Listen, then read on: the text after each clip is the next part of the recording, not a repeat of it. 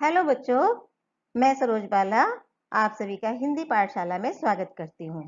बच्चों, मैं इस वीडियो में आज रामचंद्र शुक्ल की जीवन परिचय और उनके साहित्य परिचय के बारे में बताऊंगी।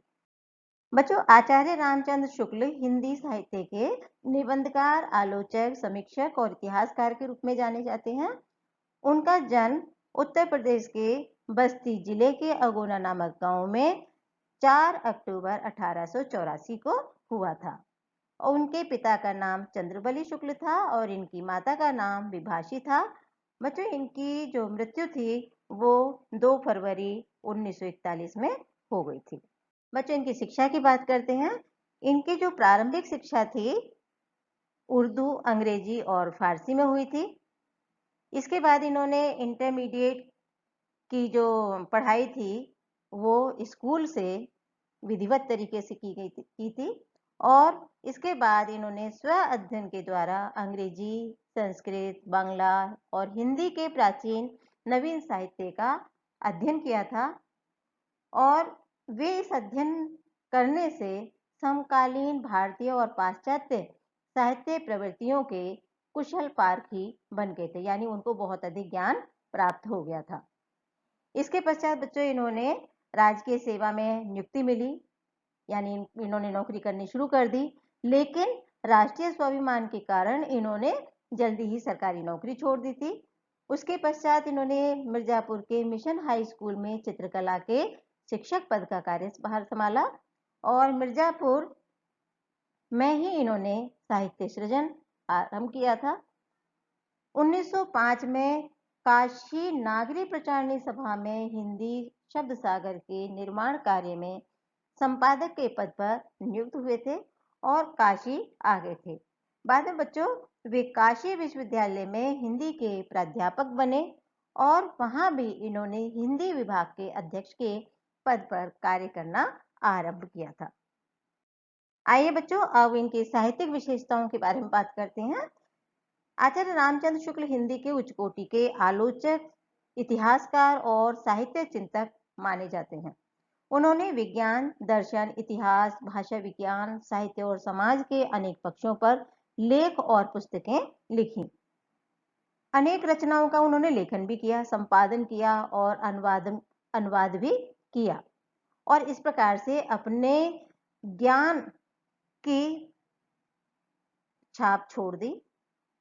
उन्होंने भारतीय साहित्य को नई दिशा प्रदान की और उन्होंने हिंदी आलोचना का नवीन विधान विकसित किया, यानी हिंदी आलोचना जो एक शैली है इसको इन्होंने ही विकसित किया। उन्होंने हिंदी साहित्य का विस्तृत इतिहास लिखा और हिंदी कवियों के इतिहास में उनका काल के अनुसार भी उनका स्थान निर्धारण किया। आचार्य शुक्ल जी उच्च कोटि के निबंधकार भी माने जाते हैं। बच्चों, आइए उनकी रचनाओं के बारे में भी जानते हैं। उनकी जो प्रमुख रूप से रचनाएं हैं वे तुलसीदास, जायसी ग्रंथावली की भूमिका, सूरदास, चिंतामणि, हिंदी साहित्य का इतिहास, रस मीमांसा और त्रिवेणी। त्रिवेणी में जायसी, तुलसी और सूरदास के ग्रंथों की भूमिकाओं में इन्होंने समीक्षाओं की संकलन है। उन्होंने संस्मरणात्मक निबंध भी लिखे हैं और बच्चों इसके अलावा उन्होंने संपादन कार्य भी किया है। बच्चों, शुक्ल जी की भाषा शैली बहुत ही सजीव, प्रांजल और भाव के अनुकूल है, यानी बहुत ही ऐसा लगता है जैसे वो जो भी लिख रहे हैं वो सजीव दिखाई दे रहा है और उनके भावों के अनुकूल है।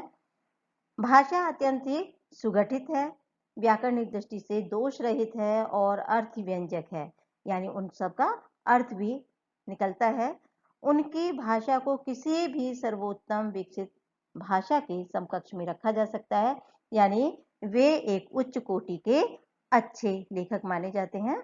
उनकी गद्य शैली विवेचनात्मक है और उसमें विचारशीलता, सूक्ष्म तार्किकता, सहृदय का अपूर्व समन्वय दिखाई देता है। व्यंग और विनोद का प्रयोग गद्य शैली को जीवंत और प्रभावशाली बना देते हैं, यानी जब वो रचना करते हैं तो हंसी मजाक का जो प्रयोग है वह भी उसमें स्पष्ट रूप से दिखाई देता है। उनके लेखन में विचारों की दृढ़ता दिखाई देती है, निडरता या निर्भीकता दिखाई देती है, आत्मविश्वास की झलक दिखाई देती है।